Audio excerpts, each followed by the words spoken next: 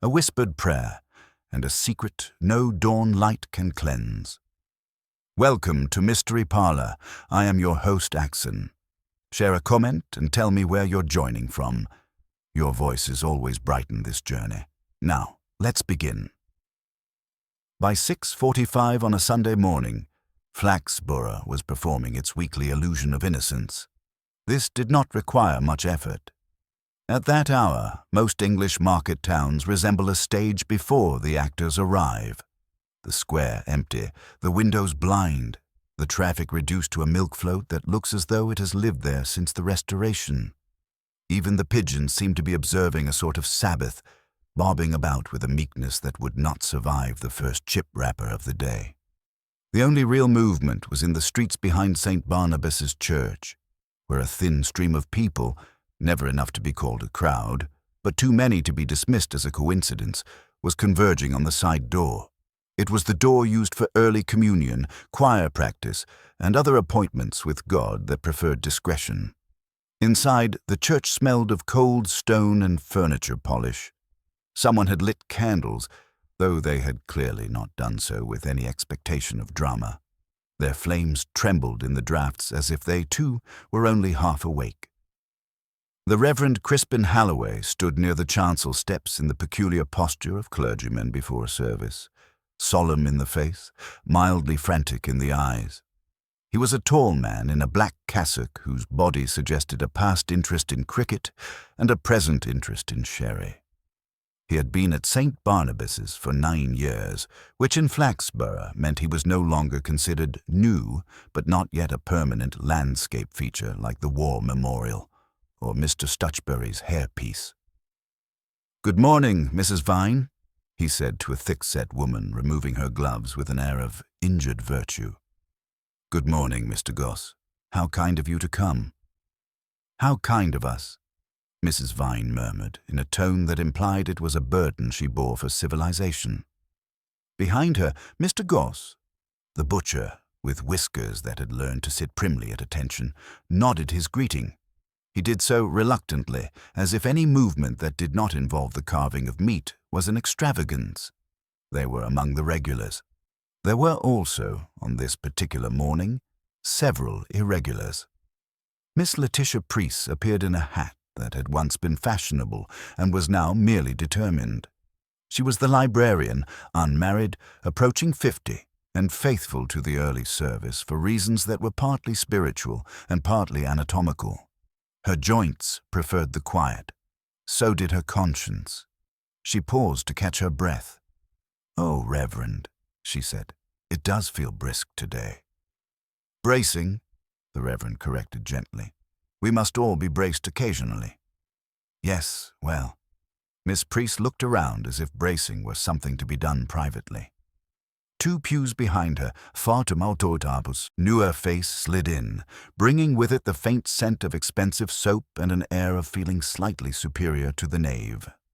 This was Mrs. Clarissa Vane, who had moved into Barley Rise 3 months earlier with her husband, Martin Vane, the managing director of Vane & Crowther Agricultural Supplies.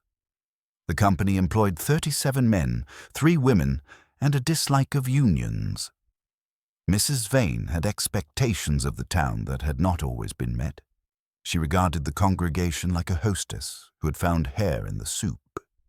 She was accompanied by their daughter, Daphne, a girl of 17 with the loose-limbed grace of someone who had not yet learned that Flaxborough was not a place for flinging one's personality about.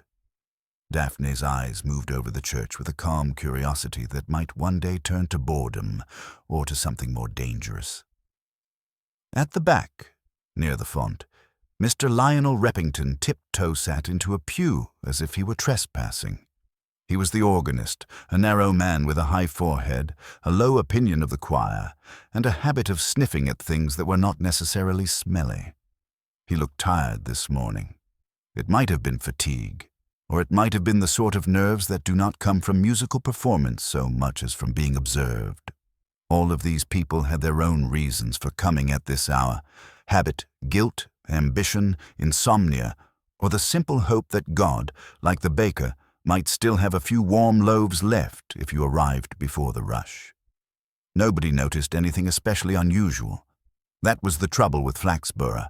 It could absorb the unusual like sand takes in rain. Only later did people remember that the rain had been bloody peculiar. The service began quietly. Hymn, prayers, a reading that involved, as readings usually do, some disapproval of human nature. The congregation dutifully bowed their heads, sometimes in piety and sometimes out of a wish not to catch anybody else's eye. During the second hymn, a small mishap occurred. It was not dramatic. There was no scream, no crash of lightning through stained glass, no sense of plot. It was merely that the churchwarden, Mr. Arthur Pell, who had been making his slow way down the aisle with the collection plate, stopped. He stopped dead halfway between pews, as if he had forgotten why he had come, or, more likely for Mr. Pell, had suddenly remembered why he had not wished to. The plate in his hands tilted slightly. Coins clinked. Mr. Pell stared down, then up, then down again, and then, with the pale solemnity of a man announcing a national tragedy, he said, "Reverend, I'm afraid there's something missing." The Reverend Halloway turned with the air of a man who had learned that something missing in a church almost always refers to money, sanity, or somebody's daughter. "What is it, Arthur?" "The prayer book," Mr. Pell said. He lowered his voice to a whisper that carried splendidly in the stone acoustics. "The big one." A dozen heads rose like startled hens. There were prayer books all over St. Barnabas, of course, used, mended, annotated, left behind as if in a hostelry. But there was only one big one, the 17th century lectern Bible that stood on the brass eagle at the front. It was too large to misplace, too old to be borrowed casually, and too revered to be joked about. It was the kind of object that Flaxborough did not quite believe in until it went missing. The Reverend walked to the lectern with a measured step that implied calm. His inside was not calm. He had a spongy and well-fluffed understanding of theology, but he was also a custodian of facts. And the fact was that the Bible was not there. The brass eagle looked oddly naked, its wings extended in a posture of useless magnificence. The empty stand had the unmistakable air of a mouth without teeth. The rector stood for a moment, letting his eyes adjust to the obvious. He had a faint hope that the book might be on a nearby chair, or on the floor, or perhaps balanced somewhere in a way that would later allow him to say, "Ah, yes, how foolish of me." It was nowhere. So far as anybody could see, it had simply ceased to exist. A church may survive many things, unemployment, adultery, the modern hymn, but it does not easily survive robbery, especially not robbery at dawn. The congregation waited in a breathless politeness. They were not sure if they were allowed to be shocked in a sanctuary. Stunned silence is the preferred posture of English devotion. Mrs. Vine's face tightened into a kind of private bark. "That's extraordinary," she said loudly, "because private barks in Flaxborough are never truly private. It was there last week." Mr. Goss grunted in agreement, which in him came close to outrage. Miss Priest looked as though she might cry. For a librarian, a missing book was not merely an offense. It was an assault on order itself. Mrs. Vane leaned slightly toward her daughter.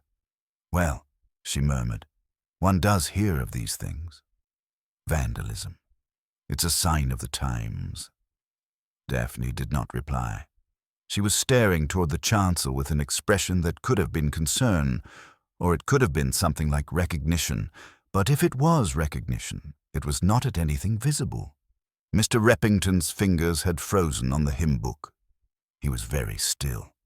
He had the look of a man whose heart has learned to make itself small. The rector's mind was already doing the unfashionable clerical work of triage. There would have to be a call to the police. There would be questions. He could see, almost physically, the gossip spreading through the town like smoke down a corridor. He could hear tomorrow's reports already. Brazen theft, sacrilege. You can't trust anyone these days. It was not that people would be deeply wounded. Flaxborough did not often permit deep wounds, but they would be excited. It had been a quiet month. He turned back to the congregation and smiled in the way of a man trying to hold a teacup together by the handle. "Well," he said gently, "we must proceed. The Bible is missing, yes, but the Word is not. We'll use the smaller copy." A few people nodded solemnly, relieved to be given a line to say. A few looked disappointed. They had rather hoped the service might be cancelled and the drama continued in the porch.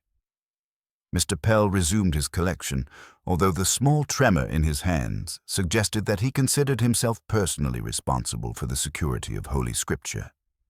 The hymn stumbled on. The service continued. But for the rest of it, the congregation felt oddly awake, as if someone had pulled away a curtain and revealed, briefly, shockingly, that their respectable town had an underside. Outside, the morning was still pale and dutiful. The sun sat behind cloud like a civil servant behind frosted glass, working on something nobody would thank it for. By the time the final blessing was given and the pews began to empty with the soft rustle of coats and conscience, Flaxborough had already acquired a new topic. And somewhere, not far away, the old lectern Bible was no longer in St. Barnabas's. It lay instead in a place where it had no business to be, and in company that would have appalled the rector even more than its absence. But nobody knew that yet. Not even Inspector Purbright.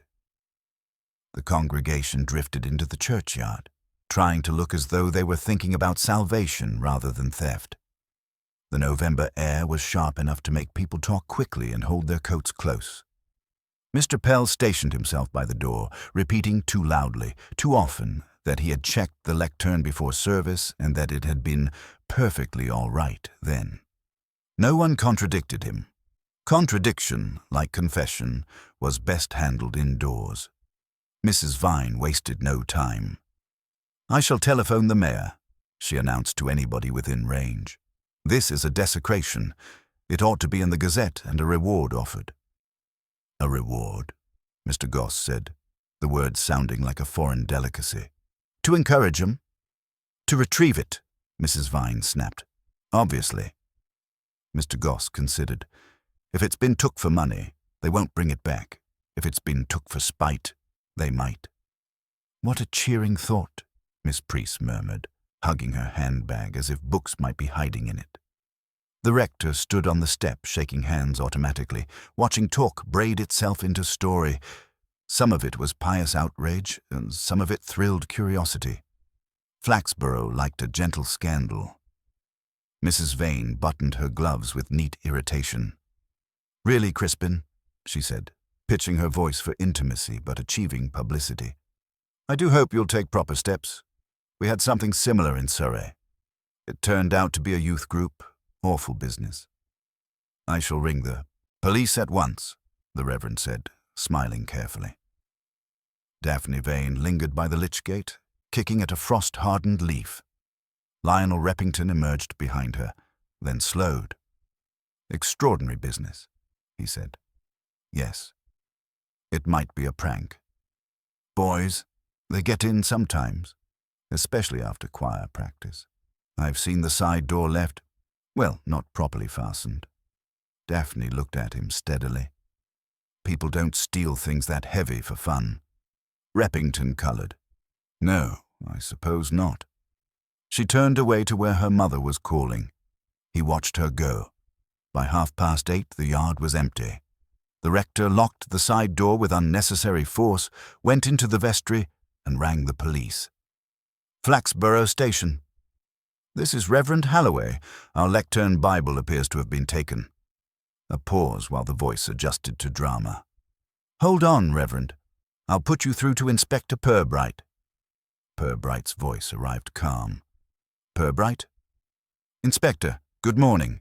The large Bible has gone missing." "When did you last see it?" "Last Sunday's early service. Mr. Pell checked the lectern this morning before we began."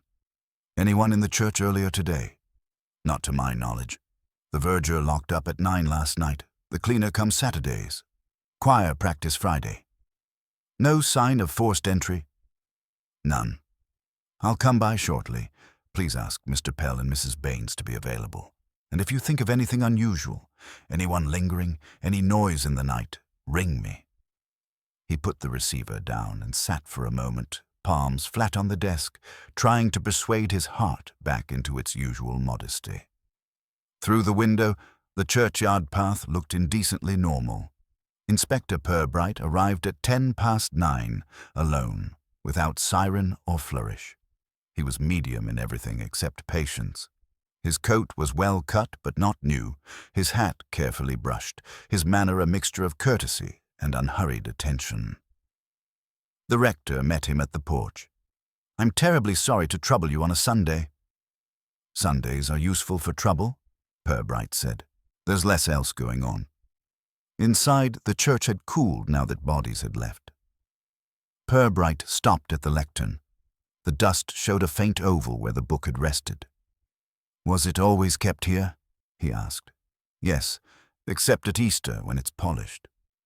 "How many people can move it?" "2, usually. Mr. Pell and Mr. Goss did it last time." Purbright nodded and glanced toward the side door. "We'll check entrances in a moment. May I speak with Mr. Pell?" Arthur Pell appeared promptly, carrying a ring of keys. He was a small man with a tight mouth.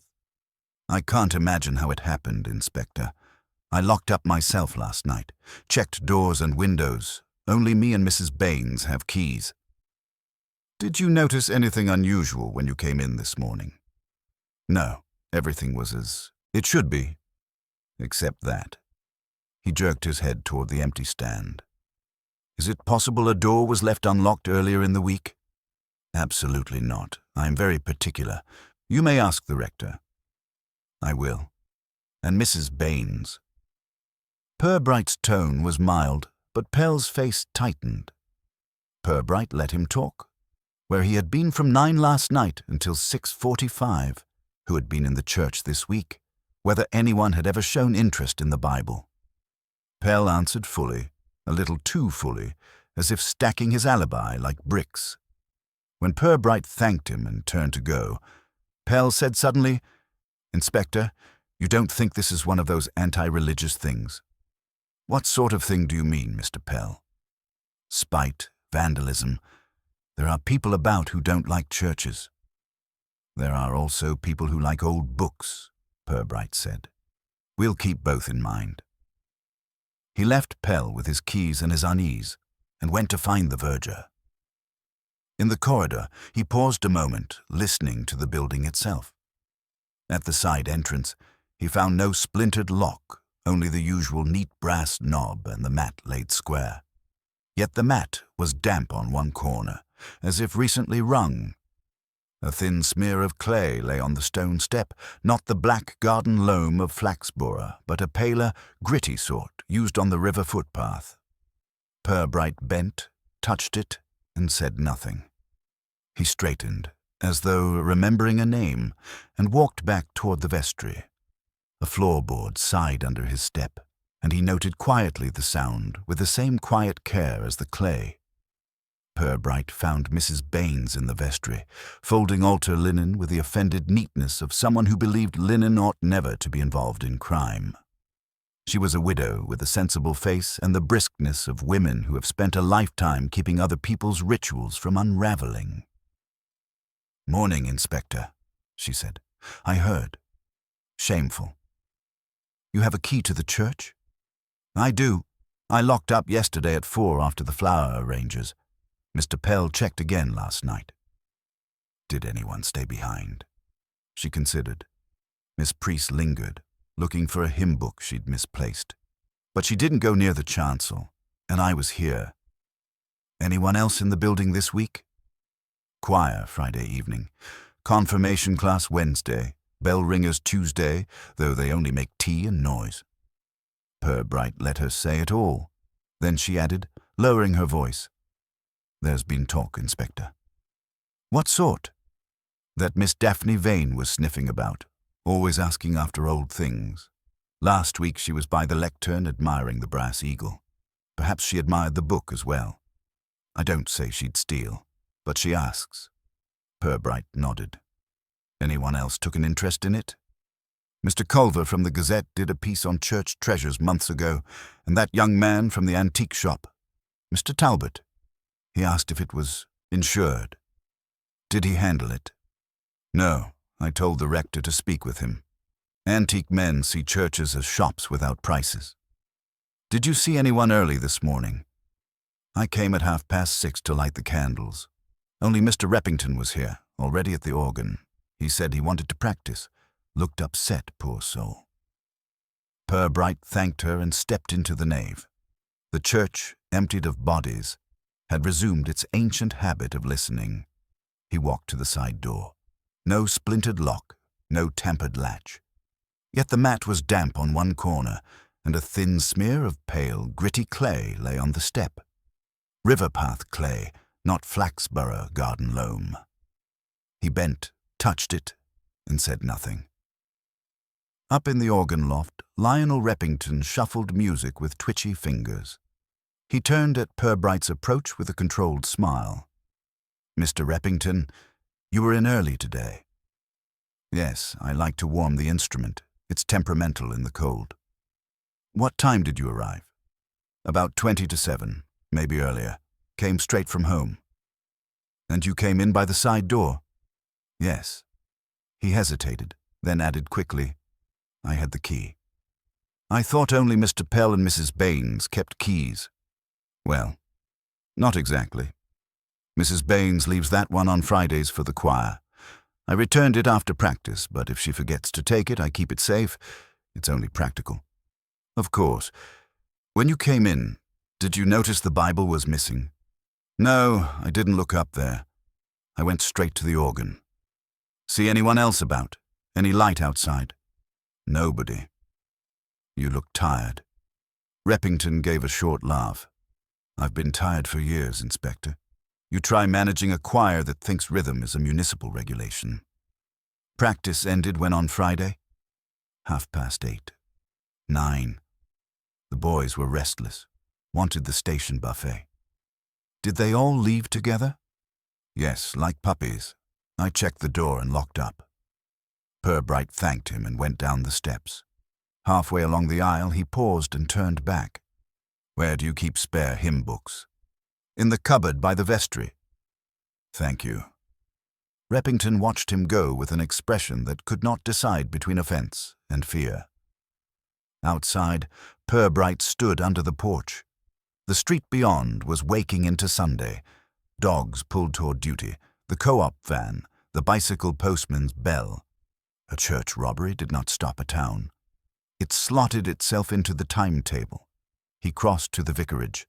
The rector was in his study drafting a notice for the Gazette, cheeks still pink from indignation. Purbright listened to the morning's account, then asked the sort of patient questions that make clever people uneasy. "Has anything else ever gone missing?" "Not that I know. A candlestick once, years ago. It turned up in the youth club." "The Bible. Any marks? Repairs?" "A small tear in the leather at the spine, and a brown stain on the foredge. Wine from a long-ago restoration supper." Purbright stored the picture of those details as carefully as the clay on his fingertip.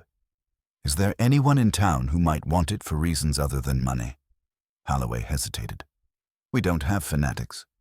People here are practical about religion. They like it tidy." "Comfort can tempt people too," Purbright said. He rose. "I'll speak to Mr. Talbot and perhaps the Vane family. For now, keep it as quiet as you can. It may encourage a return." The rector gave a helpless smile. "Inspector, the town already knows more than I do. Then we'll add a little ignorance to the mixture." Purbright left, hat snug against the cold. As he walked toward the square, he saw Daphne Vane at the War Memorial, alone, hands in pockets, gazing down the road to the river as if weighing a decision. She noticed him, stiffened, then, with a composure that was almost adult, started toward him. Purbright slowed, letting the meeting look accidental. She arrived with the clean scent of cold air. "Inspector," she said, as if titles were safer than names. "Miss Vane, you were at the early service. Yes, I didn't expect gaps in churches. Gaps turn up in odd places. He glanced at her boots. The soles were dry, dusted with road grit. You take an interest in old books, I hear. Only in their stories. My father collects tractors, so I must collect something else. Did you handle the lectern Bible recently? Last week. It's beautiful, and far too heavy for me to carry off. She met his eyes. Not that I tried. I'm thinking it was heavy for anyone alone, Purbright said today. Daphne's mouth twitched with something that might, with practice, become a Flaxborough smile. Then you don't think it was a lone thief? I think the person who took it knew the church and knew the town, Purbright said. Those are not usually strangers. She considered that, eyes following a pair of sparrows quarreling under the eaves. People here talk as if strangers are the only ones who do unpleasant things. Strangers are convenient, Purbright replied. They don't come to your garden parties. Her gaze dropped, then lifted again. Mrs. Baines told someone I'd been looking at it. She told me you admired it. Admiration is not a crime. No, but apparently in Flaxborough it's unwise to admire anything too openly. Purbright did not deny the point. Did you notice anyone near the lectern this morning? Anyone lingering after? Everyone lingered. That's what they do when there's something to say and they don't want to say it yet. She paused. Mr. Reppington was odd. Odd in what way? He kept looking at the lectern during the hymn, like he was waiting for something to happen, or not happen. And afterwards he went pale, not red. Some people blush when they're upset. He went grey. Purbright nodded politely as if hearing the weather report. Thank you. If you remember anything else, you can always ring the station. I don't like ringing stations, she said frankly. They feel full of echo. They are. But I try to keep mine friendly. She gave him a short, appreciative glance and walked away toward Barley Rise, hands still in pockets, shoulders slightly hunched against the cold. Purbright watched long enough to see that she did not turn toward the river. He continued into the square. Market day was tomorrow. Today the stalls were folded like sleeping birds. Only Mr. Stutchbury's tobacconist was open, the old man visible behind the counter, reading the Sunday paper with the solemn pleasure of a man who had survived the week and expected a reward. Purbright went in. Morning, Inspector. Morning, Mr. Stutchbury. Any news? About that Bible? Half the town's news, if you ask me. Some say it's gypsies. Some say it's communists. I say it's someone who knew where it was. Do you now? Course. You don't pick that up on spec. Not unless you've been eyeing it. And if you've been eyeing it, you've been inside. Purbright bought a packet of cigarettes he did not intend to smoke, and left with Stutchbury's certainty tucked away like change. Vane and Crowther's premises stood on the edge of town, near the bypass, a low, modern building that looked as though it had been assembled by a committee with a fear of ornament.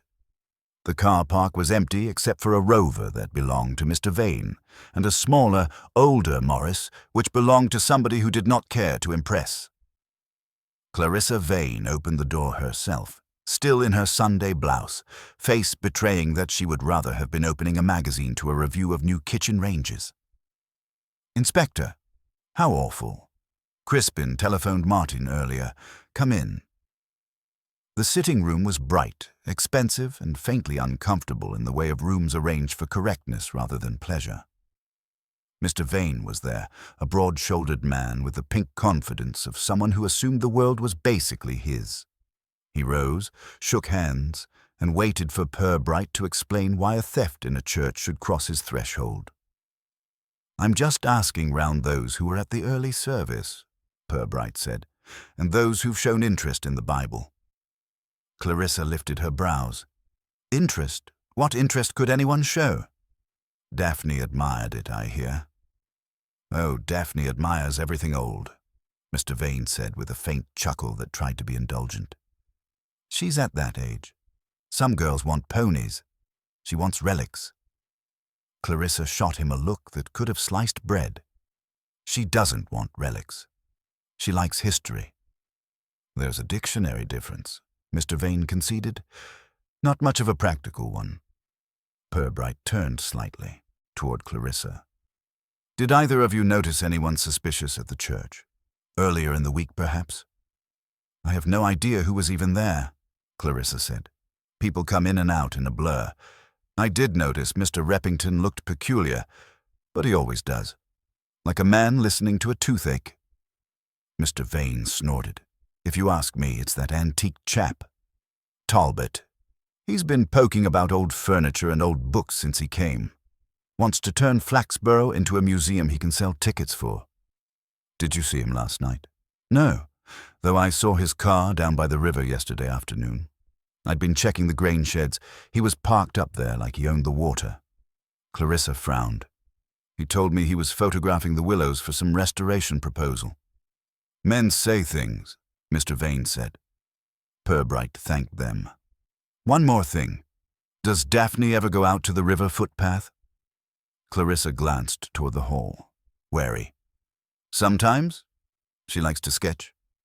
Yesterday? I believe so. She took her pad after lunch. With anyone? Not that I know. Mr. Vane waved a hand. She walks alone. She reads. She's not the sort that needs company. Purbright nodded, picturing Daphne's dry boots. Thank you. If your daughter mentions anything about the Bible, let me know. She may have heard things from friends. Friends? Clarissa repeated, as if uncertain that Daphne had any. Of course. Purbright left them with a faint stirring of parental anxiety. It would grow nicely on its own. He drove next to Talbot's shop. Talbot Antiquities occupied a narrow Georgian front on Frog Lane, squeezed between a chemist and a shop that sold hand-knitted tea cozies and local despair. The window display was an arranged argument between taste and commerce. A mahogany side table beside a chipped chamber pot presented as rustic. A pair of silver sugar tongs, so polished they seemed to be holding their breath. Inside, the shop smelled of wax, dust, and old conversations. Gerald Talbot stood behind the counter in a tweed jacket that had never met a farm. He was in his 30s, dark-haired, alert, and wore politeness like a second shirt. Inspector, I wondered if you'd call. Did you? Talbot spread his hands. It's a small town. I know when history walks off. How can I help? You asked the rector whether the Bible was insured. Purely professional curiosity. Church pieces are often underinsured. I advise them sometimes. You may ask Father Halloway. I will. Were you in the church this week? On Thursday afternoon with the rector. We discussed the brass candlesticks, not the Bible. I didn't go near the lectern. I couldn't if I wanted. Mrs. Baines followed me like a hawk. That might be her nature, Purbright said. Talbot smiled faintly. If I were to steal a 17th century lectern Bible, Inspector, I would not do it the night after I asked about insurance. I'm reckless in love, not in trade. Where were you last night? At the railway hotel until 10. Cards with Mr. Selby and Dr. Venn. You can check. And yesterday afternoon? Talbot's eyes flicked, then settled. Along the river. I was taking photographs, as I told Mrs. Vane. There's subsidence by the old mill. I'm interested in proposing a restoration scheme, but that's hardly criminal. Not yet, Purbright said. What sort of ground is it by the mill? Pale clay, not the town soil. It sticks to your shoes all the way home. Unforgiving stuff. Purbright nodded as if merely enjoying small talk. Do you own a van? No, just the Austin. Why? Because the Bible would need transporting. Talbot lifted his chin a little. You're implying I might have helped someone? I'm asking if you could have. He held Purbright's gaze. Anyone could help someone. Only fools help for free. Purbright thanked him, turned to leave, then paused by a display cabinet containing a leather-bound folio with a torn spine. He did not touch it. He only looked, and Talbot followed his look with the faint impatience of a man whose stock is being silently evaluated. Outside, the square was brighter now, the town rinsed in late morning light. Purbright walked instead of driving, letting his mind keep pace with his feet. He had a church with no forced entry, a key that wandered more than it ought, a book heavy enough for two, clay that suggested a trip along the river, and a young girl who went sketching there yesterday.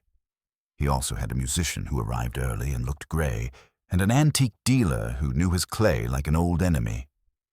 Nothing yet fitted. But several things were beginning to edge toward one another. At the corner by the post office, he met Sergeant Lovegrove coming the other way, notebook in hand, expression bright with the happiness of an inquiry that might turn tidy quickly. "Morning, sir. Already got a likely line. Have you?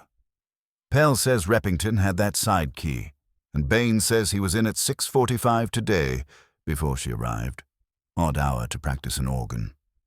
Plus," Lovegrove lowered his voice with relish, "Reppington's in debt. Owes 3 months on his rent. Landlady's been complaining. If he nicked that Bible to sell—" Purbright listened without comment, the way one listens to a hymn in a key not quite one's own. "He may be a possibility," Purbright said at last, "or a convenience. Let's not lock ourselves to a choir stall too early." Lovegrove looked faintly disappointed. "Right you are, sir, but it's a clean motive. Clean motives are not always attached to clean hands." Lovegrove trotted alongside. What next? Purbright glanced toward the river road, where the pale clay would still be wet in shadow. "We'll have a look at the mill. People seldom go to the trouble of taking something heavy without a place to put it, at least for a while." He did not say that he wished to see which footprints the clay might remember, if any. He did not say that he wanted to know what a quiet Flaxborough Sunday concealed by water.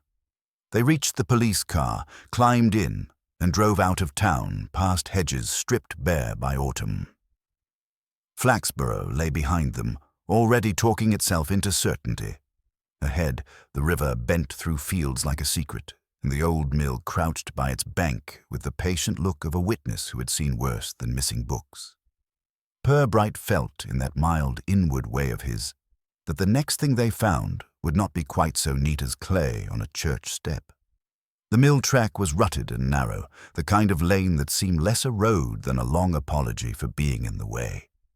Lovegrove drove with the careful impatience of a man who wanted to arrive before his theory cooled.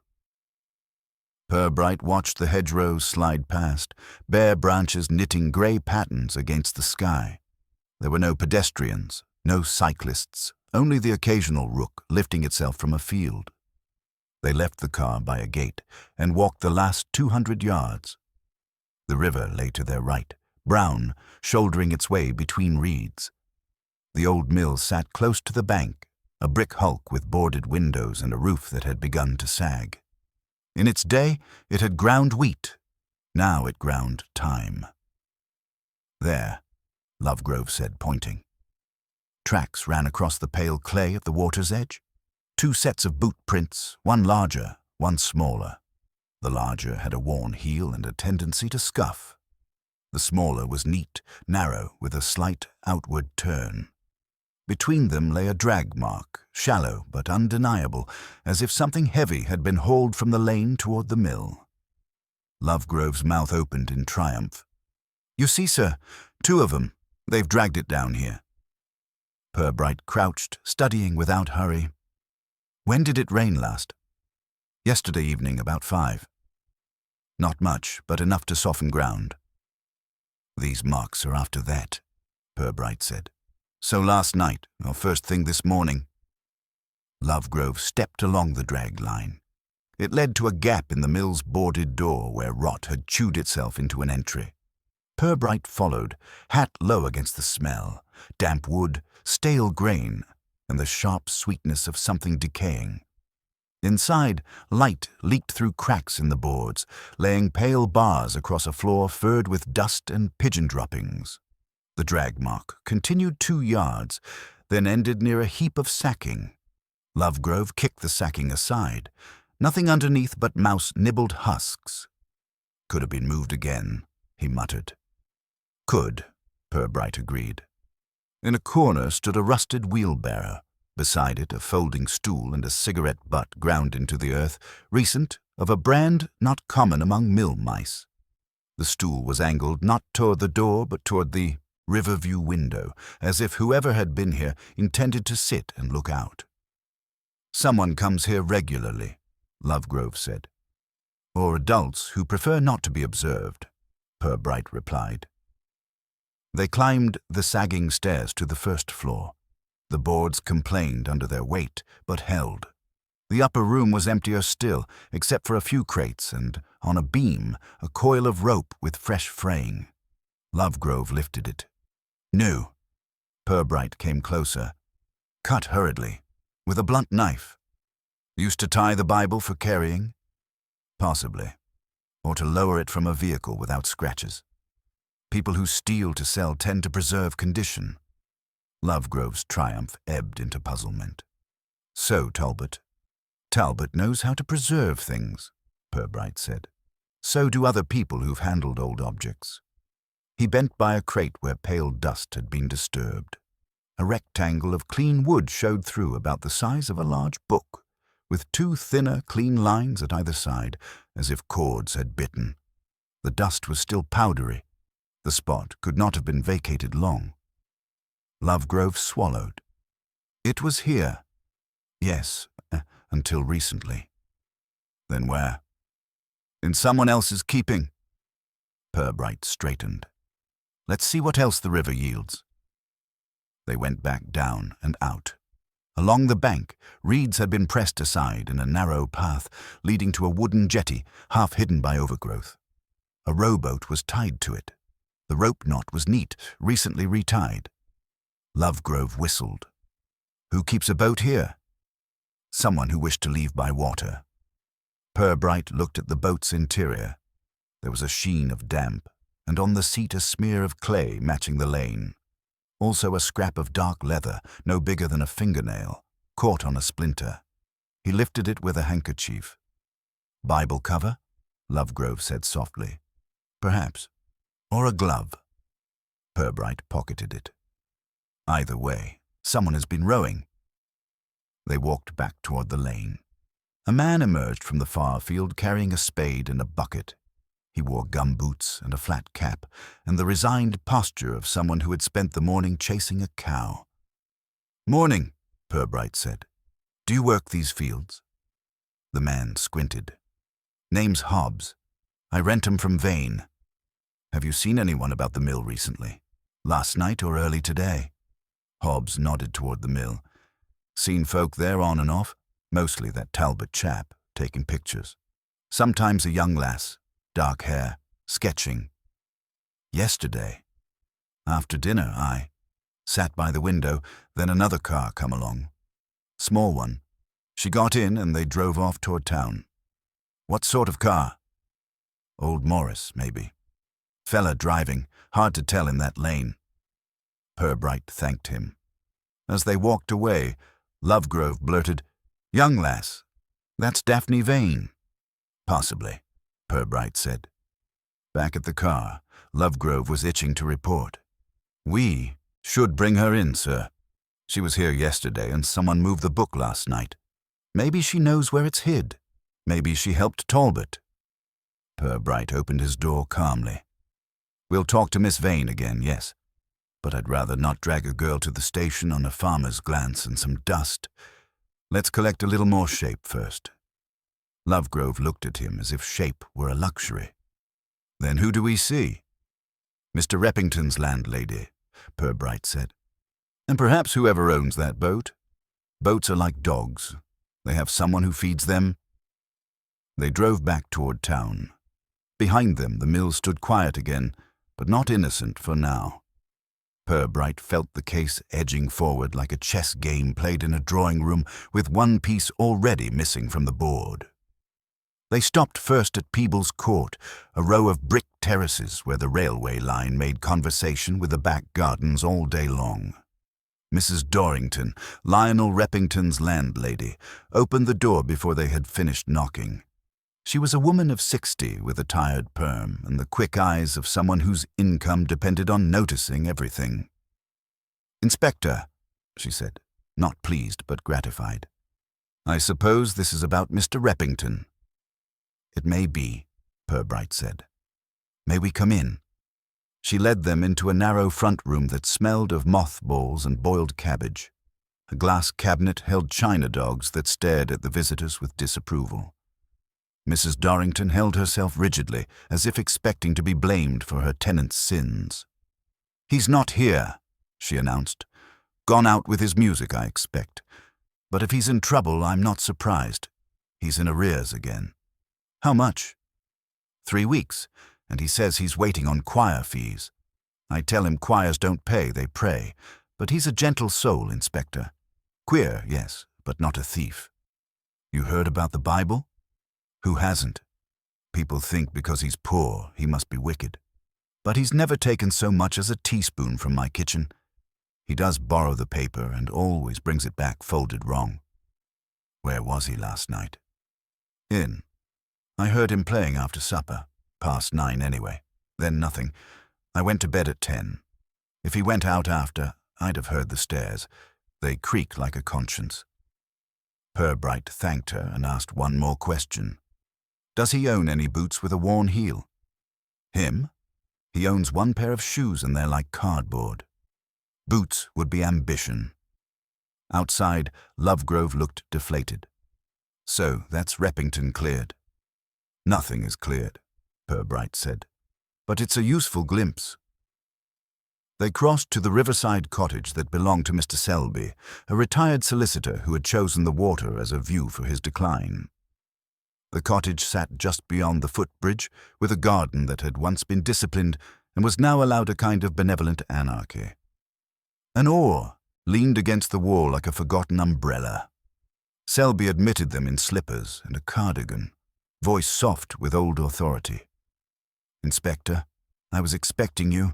About St. Barnabas's, I suppose.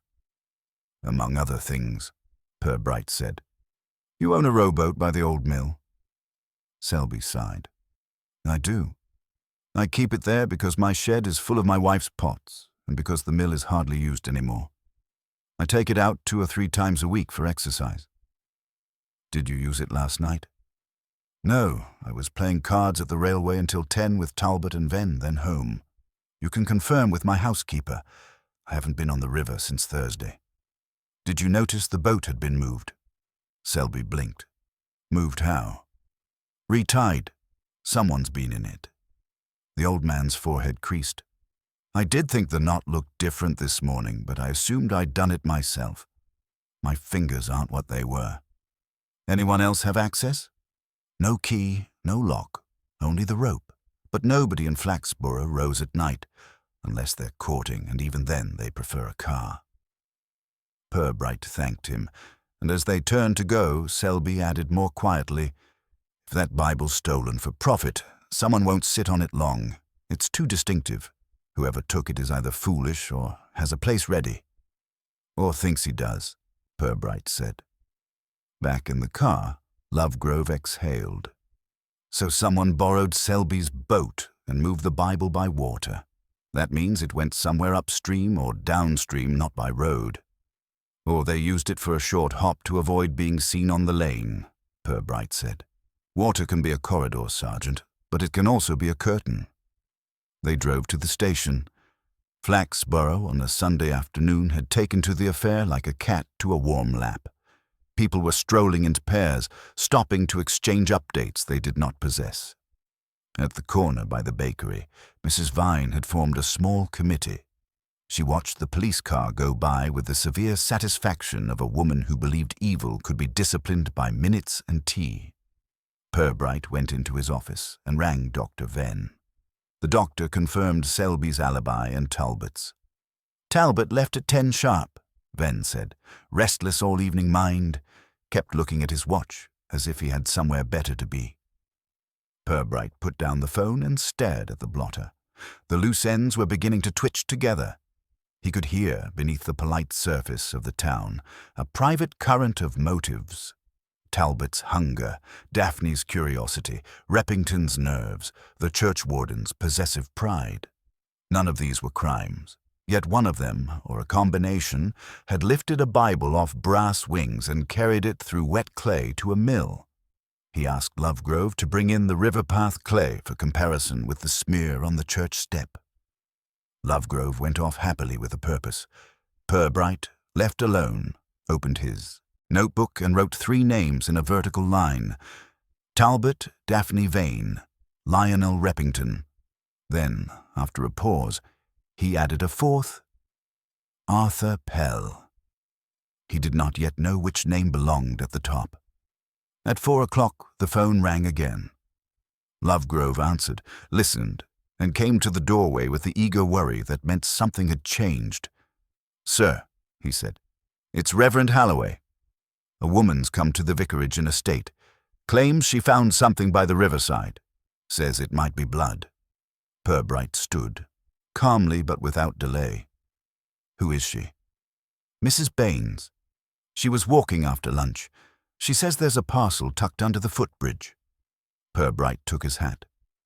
"Then we'd better go and see what the river's returned to us, and take a torch before it's disturbed."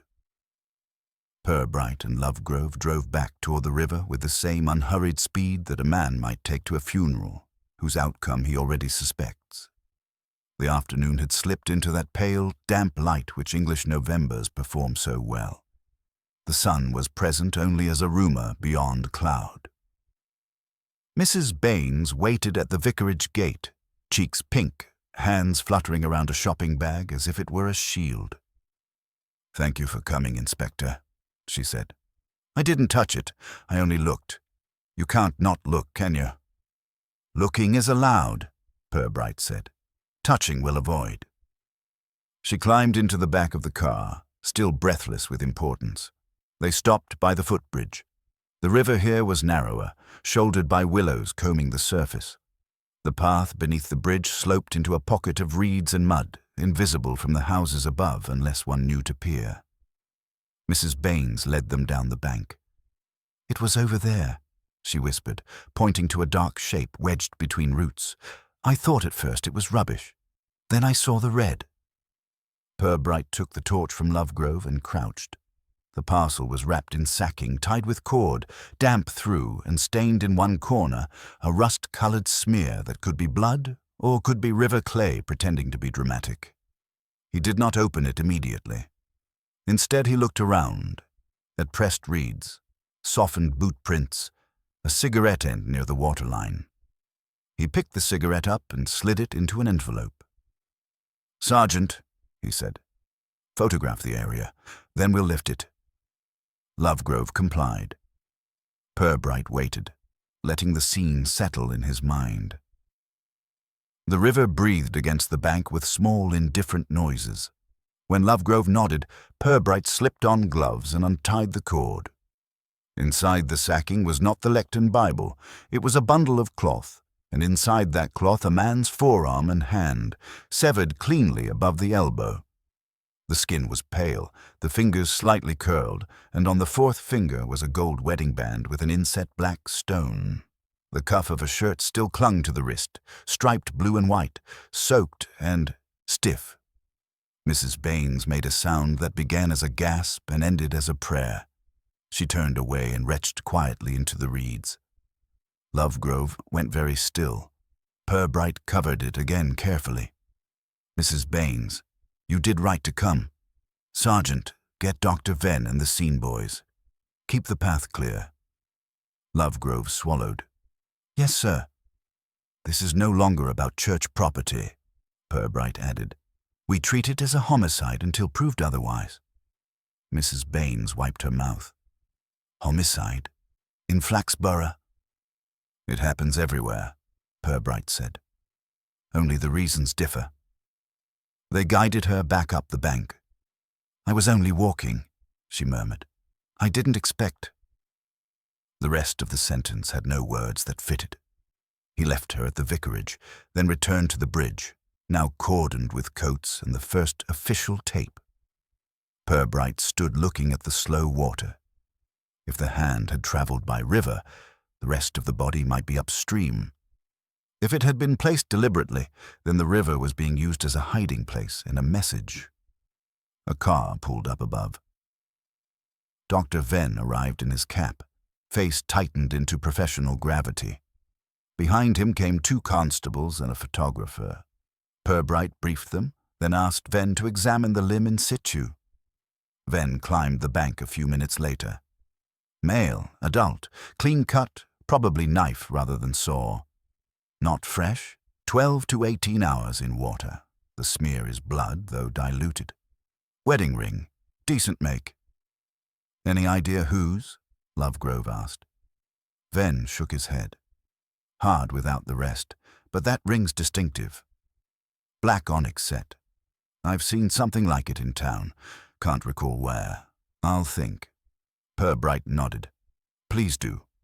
Sergeant, start a list of missing men who wear wedding rings and striped shirts. Also check who left the railway hotel after cards last night.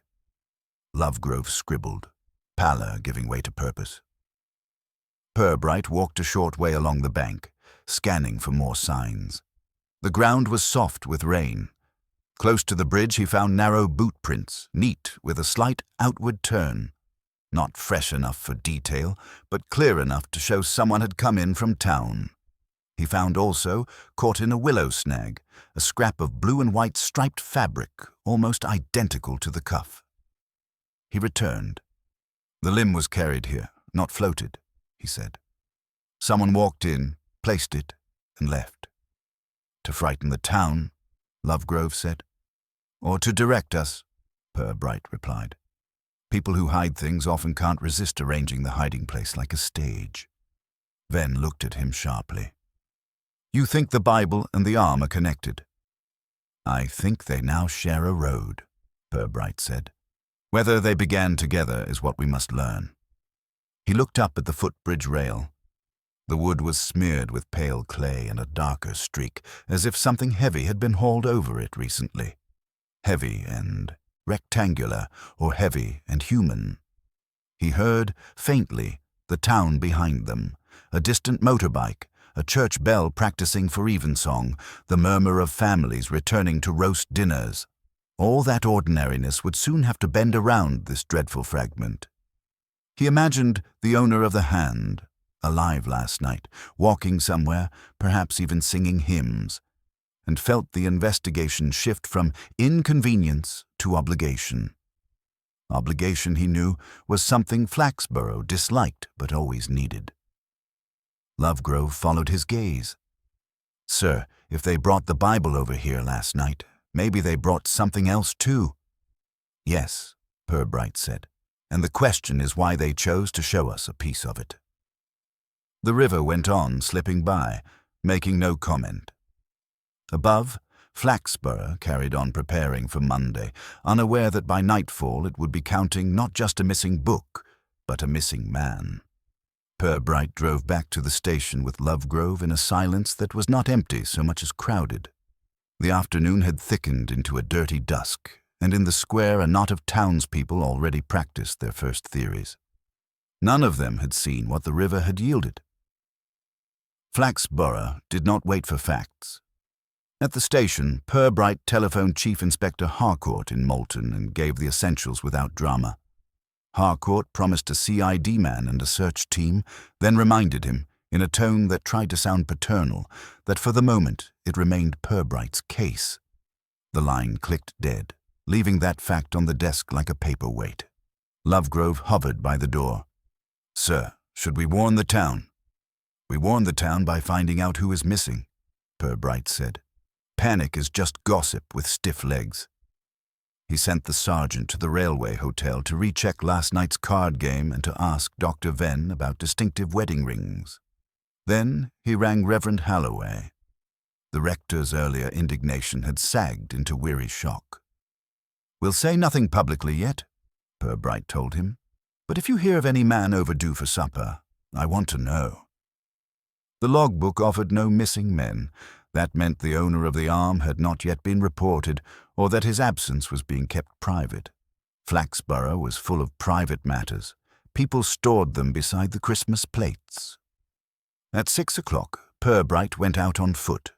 The cold had sharpened, chimney smoke drifted low. His steps carried him first to Peebles Court. Mrs. Dorrington opened the door with apprehension already arranged on her face. "Is it Lionel?" "I'm only checking. Has he come home?" "Not yet. He said he might go to the church to speak to the rector. He's been in a state all day." "What sort of state?" "Like a dog in a thunderstorm. Keeps muttering he's forgotten something. I told him what he'd forgotten was my rent, but he didn't laugh." Purbright nodded. "If he comes in, ask him to ring me." As he turned away, she added, almost pleading, "He wouldn't hurt anyone, Inspector. He can't even scold the choir properly." Purbright walked on to Frog Lane. Talbot's shop was lit, a warm rectangle against the wet street. Gerald Talbot was taking down his signboard early. When he saw the inspector, he froze for a breath, then supplied his usual polish. "You've heard there's been a further development," Purbright said. Talbot's smile faltered. "I have. Ghastly. I assume you don't think the Bible theft has escalated into this?" "I don't like thinking too early. Were you out by the river today?" "No, I stayed in after lunch. The town seemed in no mood for photographers." "Do you know anyone who wears a gold ring with a black stone?" Talbot blinked. "Not offhand. It's a common enough fashion." "Did you sell one lately?" "I'd need to check receipts. But surely, just answer what you can." Purbright's tone stayed polite, giving Talbot room to stay polite too. "Yesterday afternoon you were at the mill. Did you see Miss Daphne Vane?" "Yes, sketching. We spoke a little about the mill's history." "Did she leave with you?" "No. She accepted a lift from a Morris that came along the lane. A man driving, middle-aged, cap. Not someone from Barley Rise." Purbright filed that away. "Thank you." He left the shop and walked toward Barley Rise, letting the drizzle begin and end on his hat. The Vane house glowed behind its hedge like a ship that disapproved of shore. Clarissa Vane answered, face drawn despite the careful blouse. "Inspector, is it true about the hand?" "It is true that something was found." "Has your husband come home?"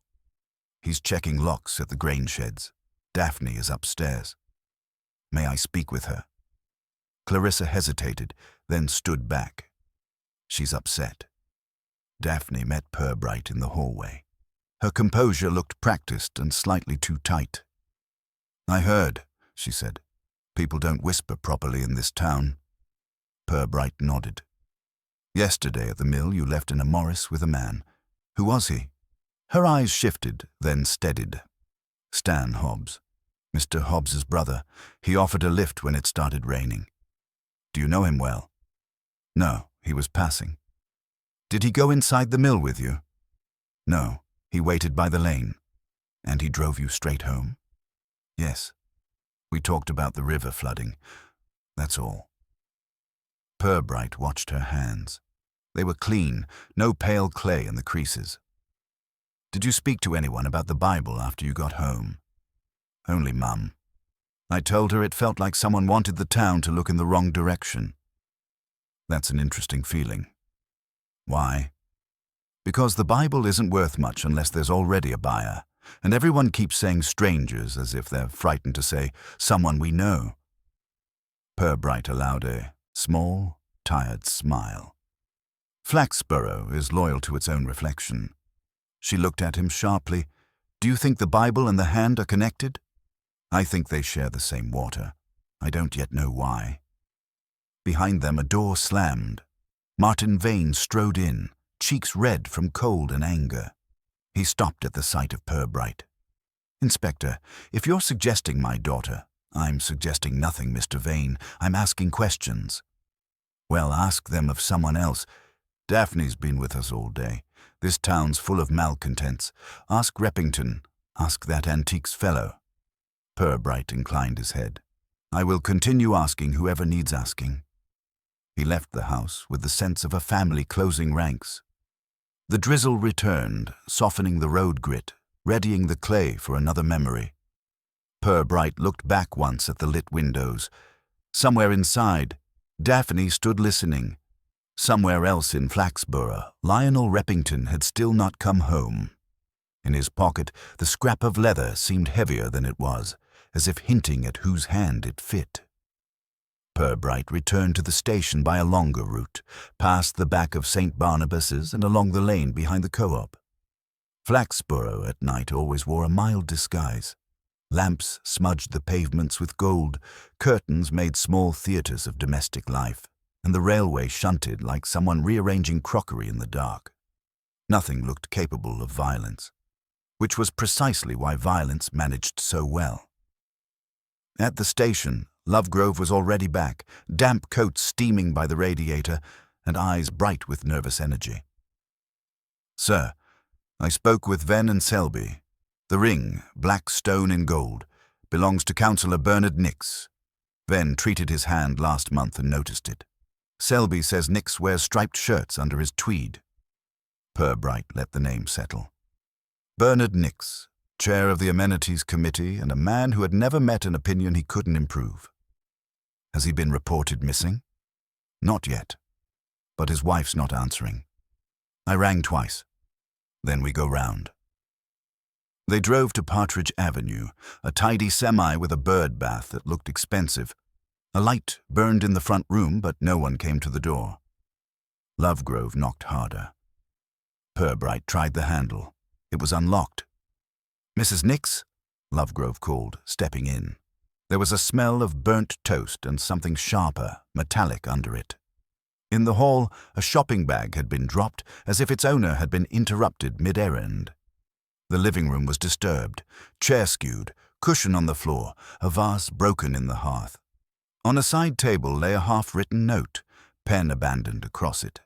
Purbright read only the first line, "Bernard, for God's sake," and left the rest alone. In the kitchen, the toast had blackened into a curling ruin. The back door stood ajar, rain ticking softly on the step. Beyond it, the garden was neat except for a dark, trampled patch by the easier shed. Purbright went out, torch in hand.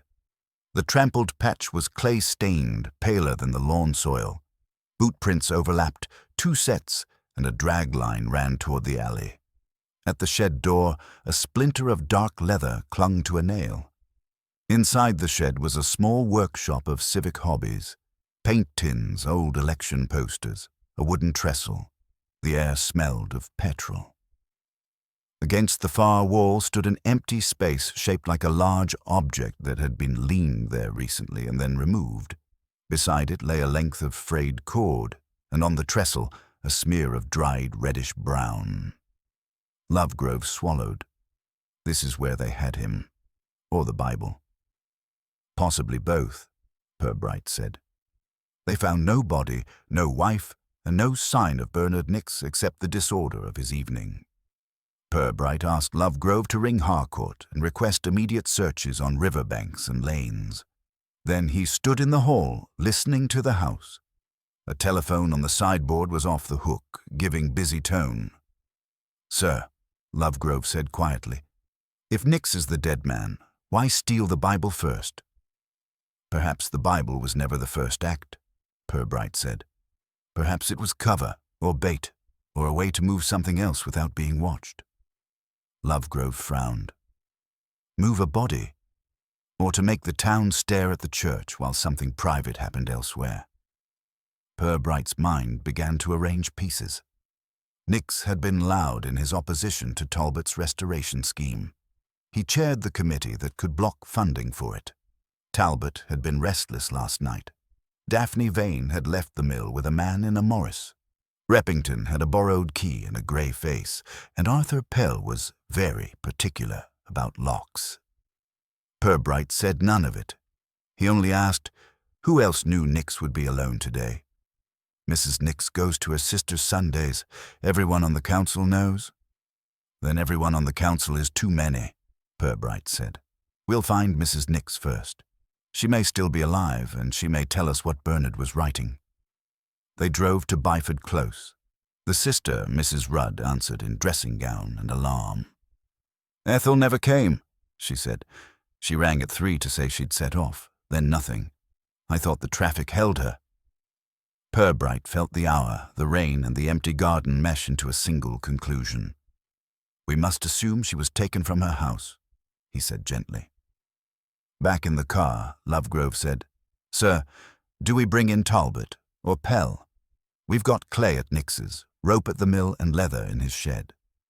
We bring in whoever we can do so politely, Purbright said. But we do it in the right order. What order is that? Purbright watched the wet road unspool ahead. We begin with the man who had access to church keys, knew the mill track, and had reason to dread Bernard Nix. After that, we see who helped him. Lovegrove glanced sideways. That's Reppington. Purbright neither confirmed nor denied. In Flaxborough, he reflected, brutality often grew out of small humiliations watered daily. He wondered which humiliation had bloomed here, and whether the Bible had been a weapon of faith or merely a convenient weight. They reached the station. Purbright asked for Reppington to be found and brought in quietly. He then sat at his desk and opened Bernard Nix's incomplete note, reading past the first line now with the grave privilege of necessity. The rest was jagged, urgent, and oddly apologetic. Twice it mentioned the river. Once it mentioned the book. And at the bottom, smudged as if by a shaking hand, was a name. Clarissa. Purbright leaned back, letting the implications settle like silt. Clarissa Vane was not a woman who did anything rash without rehearsal. Yet Bernard Nix had been writing to her, and perhaps about a book. Outside, Flaxborough slept, unaware that its Sunday theft had turned into Monday terror. Purbright felt the case tip into its next shape, and with it the town's next story. Purbright did not wake the house on Barley Rise that night. Midnight calls, he felt, should be reserved for fires or births. Instead, he sent a constable to watch the Vane gate from a discreet distance and another to loiter near Talbot's shop, purely to discourage late photography.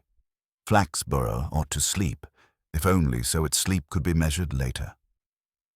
He stayed at the station, kettle hissing beside the blotter, reading Bernard Nix's note twice more. It was the kind of writing produced when a man had put off speaking for too long. Clarissa, it said, I can't go on pretending. The book is not what the town thinks. Meet me by the mill at 4. Bring no one. We must put this right before Sunday. The rest dissolved into a scrawl. Nix had meant to do something about the Bible before it vanished. He called it the book, as if it were both obvious and dangerous, and he had summoned Clarissa Vane to the mill, not the town hall. That meant secrecy, and secrecy in Flaxborough was rarely romantic. At 1:30, Lovegrove came in, damp and rattled. Sir, no sign of Reppington. Mrs. Dorrington says he hasn't been home. I checked the railway, the churchyard, the allotments. Nothing. Talbot's still in his flat above the shop. Light on. Thank you, Purbright said. Have the river search start at first light. Both banks, from the footbridge to the lock, and get me a list of everyone who attended choir practice Friday. Lovegrove hesitated. Sir, Clarissa Vane. Do we go now? We go in the morning, Purbright said. The Vane household won't be improved by a 1 a.m. policeman, and whoever is holding Mrs. Nix may not be there. We need to arrive when people are awake enough to make mistakes. He sent Lovegrove to a bench and brewed tea he did not drink. The station turned quiet, but not peaceful. Somewhere beyond its walls, a woman was missing, and a man was in pieces. At 7, grey daylight slid into the square. Purbright drove to Barley Rise alone. He preferred first conversations without an audience.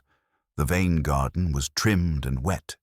The rover sat in the drive, mud spattered around the wheel arches. Clarissa opened the door in a robe, hair pinned, face already braced. Inspector, Councillor Nix is missing, his wife is missing, and I found a note he wrote to you. The colour left her mouth first, then the rest of her face. She stepped back. Come in. The sitting room was colder than yesterday. Clarissa did not offer tea.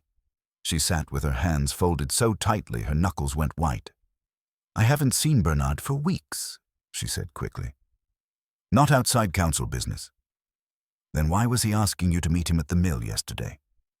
Her eyes flicked toward the curtained window. "He was upset about the restoration proposal. He thought Martin was pushing it through improperly. He wanted me to persuade my husband to slow down." "Did you go?" "No." The word fell too hard. Purbright let the silence sit. After a moment she added, "I meant to, but Daphne twisted her ankle. I stayed home." "Did you tell anyone you were meant to meet him?" "No, it was embarrassing." "In what way?" Clarissa's laugh was brittle. "Bernard enjoys moral drama. He liked to hint that he knew things. He once suggested St. Barnabas's Bible had a history of impropriety. He said he'd found something in the church accounts, something about a bequest. I told him to mind his own improvement." Purbright nodded. "Did you ever have private dealings with him before?" She stared at the carpet. "Years ago, before I married Martin, Bernard and I were engaged. We ended it. He never forgave me for choosing someone richer and less earnest." "Your name in that note suggests he trusted you with whatever he'd found," Purbright said. "I didn't take it, Inspector. And I didn't hurt him. I went nowhere yesterday except the chemist and home." "Your rover says otherwise." She stiffened. "What do you mean?" "The clay on your tires is riverpath clay, like the mill lane." A long pause. Then a sigh. "I did go, not to meet Bernard, to stop him. He rang me at lunch, shouting he'd expose Martin on Monday. I drove there to tell him to keep quiet, but he wasn't there, only Gerald Talbot taking photographs. He said Bernard had left an hour earlier. I came home. That was about 3. "Yes." Purbright rose. "Thank you for being honest. Please don't leave town. And tell your husband I'll want a word." As he reached the door, Daphne came down the stairs. Pale, barefoot, listening too carefully to have just arrived. "Inspector," she said, "is Bernard Nix dead?" "I hope not. But he is in danger, and so is Mrs. Nix." Daphne looked at her mother. "Mum, you didn't tell me you went to the mill." "There was no need." "There's a need now," Daphne said quietly. Before he left, Purbright said to Daphne, "You took a lift from a Morris yesterday." "Yes. Stan Hobbs. He's harmless." "What time?" 4, maybe a little after." "Why?" He noticed as she spoke a faint tremor under her steadiness, the way a kettle quivers before it sings.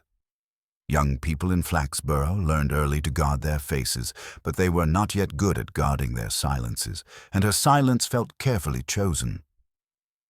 Purbright did not answer.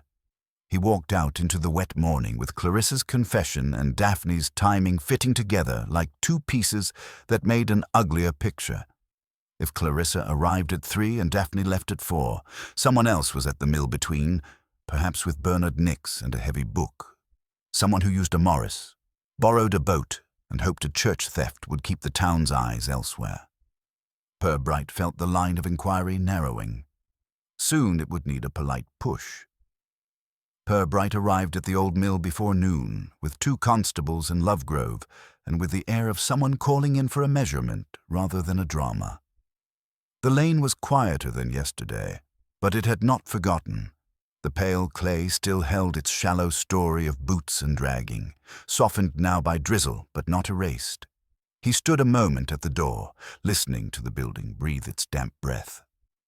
"Sergeant," he said, "spread out, first floor and loft, and be gentle. Whoever is inside may not be there by choice."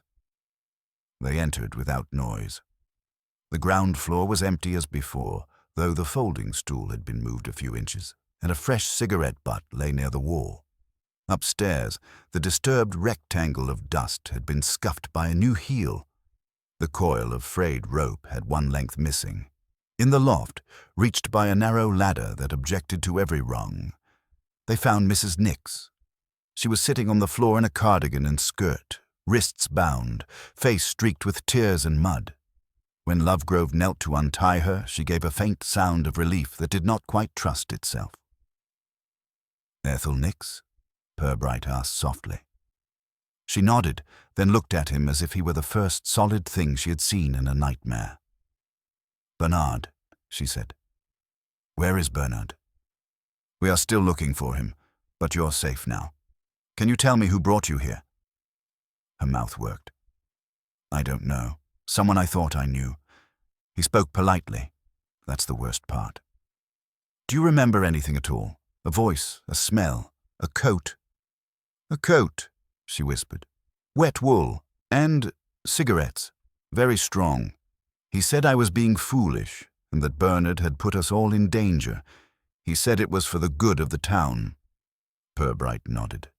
It was not much, but in Flaxborough, good of the town was a favorite disguise.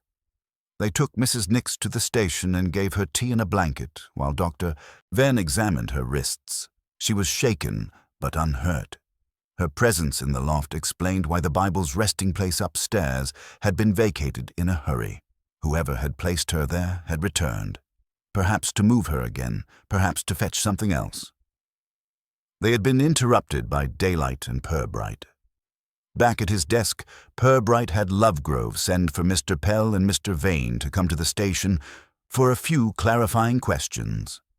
He also asked that Gerald Talbot be invited and that Lionel Reppington be found at once.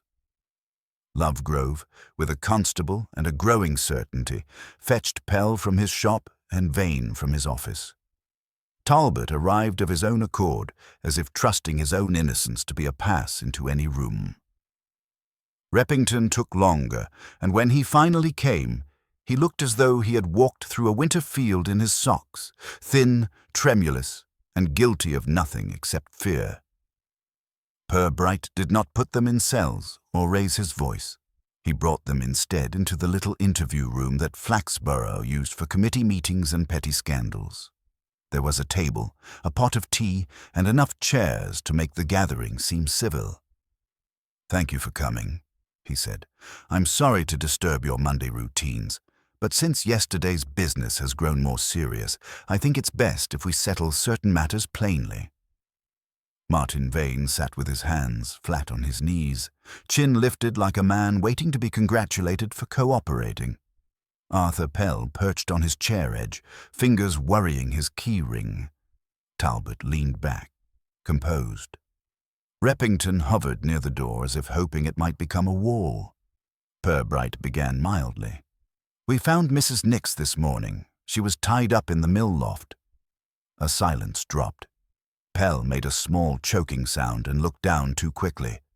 Clarissa's name was not in this room, but it hovered in several minds like an uninvited perfume. "Thank God," Talbot said, too quickly. "Yes," Purbright agreed. "Now we must decide why she was there." Vane frowned, the frown of a man offended by geography. "So you're saying Bernard isn't missing of his own accord?" "I'm saying Mrs. Nix didn't tie herself up there for recreation," Purbright said. "And so whoever put her there had a reason, either to keep her silent or to keep her safe from what she might do." Pell cleared his throat. "Inspector, if you think this is connected to the Bible theft—" "I do," Purbright said, though not in the way the town believes. He unfolded a sheet of paper. "We know the lectern Bible was removed from St. Barnabas's between Saturday night and early Sunday morning. There was no forced entry. The side door mat was damp and had river path clay on it. The same clay as at the mill lane and on Councillor Nix's shed threshold. That clay doesn't exist in the churchyard. So the person who carried the Bible had been along the river and knew the mill." Pell shifted. Vane's eyes narrowed. Reppington stared at the table, pale to the roots of his hair. Purbright went on. "We also know that two people moved the Bible. There were 2 sets of fresh boot prints and a drag mark at the mill. So it wasn't a single opportunist. It was a planned removal." Talbot opened his lips, perhaps to protest, and thought better of it. "Mr. Reppington," Purbright said gently, "you had the side door key on Friday night and Saturday morning." Reppington swallowed. I had access. Yes, but I didn't steal anything. I believe you, Purbright said. You're frightened, not cunning. But you did notice something on Friday after choir practice, didn't you? Reppington's hands twitched. When I locked up, the key was gone. Not from the peg. I thought Mrs. Baines had taken it early, but she hadn't. Then on Saturday morning it was back. I said nothing because Mr. Pell is churchwarden. I didn't want trouble. Pell opened his mouth. Purbright held up a hand. Then on Sunday morning you arrived early, found the Bible missing, and panicked. You went grey. Miss Vane noticed. Reppington looked as if he might be sick. I didn't know what to do. And then, later, Mr. Pell came to my lodging. He said I mustn't speak, that the Bible would return if we kept quiet. He said it was for the good of the church. Pell's face flushed into the colour of a beetroot that has heard bad news. Inspector, this is absurd. I was trying to prevent gossip. Then let's prevent it with facts, Purbright said. He placed the scrap of dark leather on the table. This was found first in Selby's boat, then in Councillor Nix's shed. It is from a work glove. Not the soft kind used by librarians, but the thick kind used in yards. The torn edge matches a pair of gloves in Mr. Vane's grain sheds. We checked. Vane's mouth tightened. You've been in my sheds? With your foreman's permission, Purbright said. He was helpful.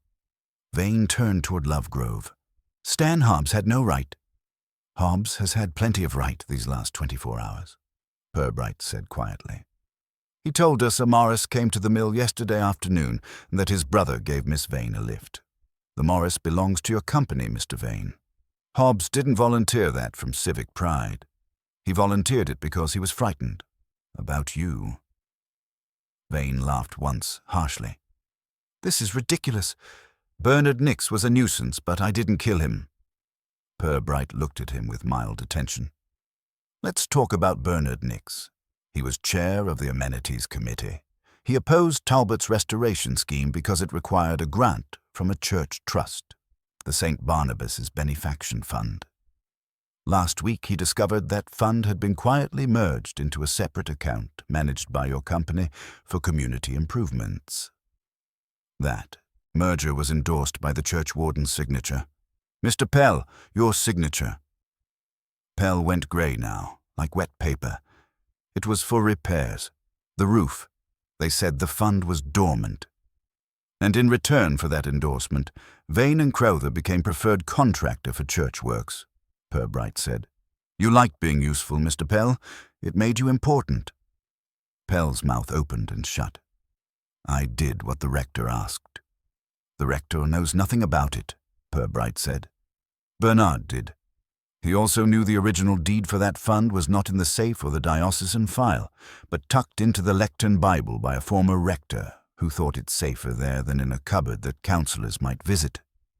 Bernard told Mrs. Vane, the woman he once hoped to marry, that he was going to put it right.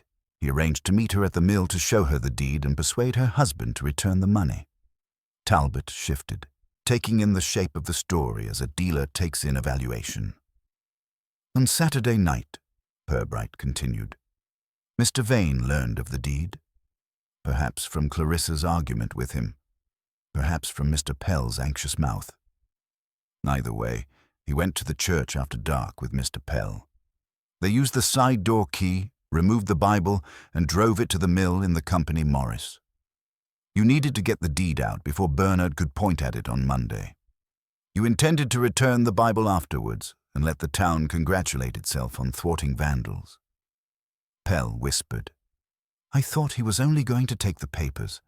I didn't know about any harm. And you didn't mean any harm when you tied up Mrs. Nix either, Purbright said. You meant to keep her from reporting Bernard missing too soon because you believed it would spoil the plan.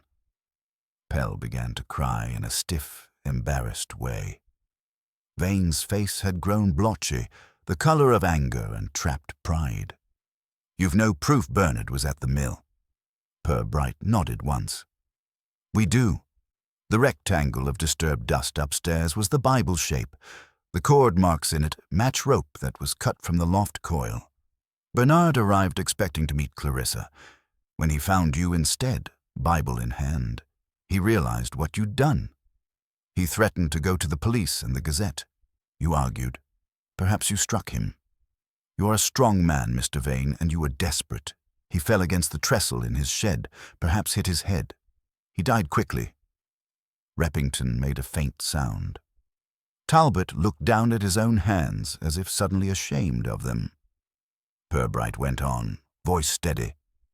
You panicked. You needed time. You amputated his arm, not because such a thing is easy, but because a man who handles grain sacks and slaughtered livestock can do hard things when cornered. You put the arm in sacking and carried it over the footbridge at dusk, leaving it to be found and delay identification. You borrowed Selby's boat that night to move the parcel quietly from the mill jetty, and retied it badly because you were shaking. Vane stared at him, breathing hard. You can't say any of this without a trial. I'm not a trial, Purbright said. I'm only a man who listens to towns. They tell me things without meaning to. He turned to Talbot. Mr. Talbot, you were at the mill yesterday. You saw Clarissa arrive and you told her Bernard had left. That was true. But you also saw the company Morris there earlier, didn't you? Talbot's eyes flicked once, then he sighed. Yes. I didn't know what was in it. I assumed farm machinery. When I saw Clarissa upset, I thought it was domestic, not criminal. I minded my own restoration. You'll mind it again in court, Purbright said kindly. He looked back at Vane. Martin, this is the moment where you either remain the man Flaxborough thinks you are, or you become the man we will prove you to be. I suggest, for your wife's sake and your daughter's, you tell Sergeant Lovegrove where Bernard's body is. For a long moment, Vane fought the room with his eyes. Then his shoulders buckled, not in remorse, but in the tiredness of a bluff that no longer had air behind it. By the lock, he said hoarsely, in the reed bed. We weighted him with stone. Pell didn't know. He was already halfway to church when I went back out. Pell sobbed harder, half relief, half horror. Lovegrove stood, suddenly brisk with duty. Sir, go, Purbright said. When they brought Bernard Nix in from the Reeds that afternoon, he looked smaller than he had in life. His ring was still on the severed arm, his striped cuff still damp. Dr. Venn confirmed the head injury and the timing. Flaxborough received the news as it receives all serious things, with shock first, then with busy rearrangement of loyalties. The Gazette ran a headline about tragic death of counsellor and kept the Bible story on page 3, as if unwilling to admit that the town's prized theft had been only a curtain for something uglier. Arthur Pell resigned quietly, returning his keys to the rector in a brown envelope with a note full of spiritual anguish and practical apologies. Martin Vane was charged and held in Moulton. Clarissa did not visit him in the first week. She went instead to see Mrs. Nix, carrying flowers that were more a plea for forgiveness than a gift. Daphne walked every day by the river after that, never with a sketch pad, and no one asked her why. 2 weeks later, the lectern Bible returned to St. Barnabas's without fanfare. The deed was missing from it, admitted as evidence in a court file rather than as scripture in a church. Mrs. Vine complained that the brass eagle looked morally compromised, but she arranged the Advent flowers with more tenderness than usual. Mr. Repington played his hymns a fraction more boldly, as if sudden tragedy had granted him permission to be heard. Purbright wrote his report in a hand that was neat and not at all dramatic. He reflected, as he always did after a case, that the worst crimes were rarely born of wickedness. They were born of small fears that had been watered too long in silence. Flaxborough would recover. It would dine, gossip, and hold council meetings again. But it would do so with a subtle new caution about what might be sleeping under its own habits. One evening, as he closed his file, Lovegrove said, "Sir, it's strange, isn't it? A missing Bible led us to a missing man." Purbright put his pen down. "Not so strange. People hide what shames them. Sometimes they hide it in holy places. Sometimes they hide it in rivers. The trouble is that both have ways of giving things back." He looked out at the square, where the lamps made small islands of light and the pigeons roosted as if the world were properly ordered. Then he turned to the next sheet of paperwork, because that was what patient men did when a town pretended it had finished confessing.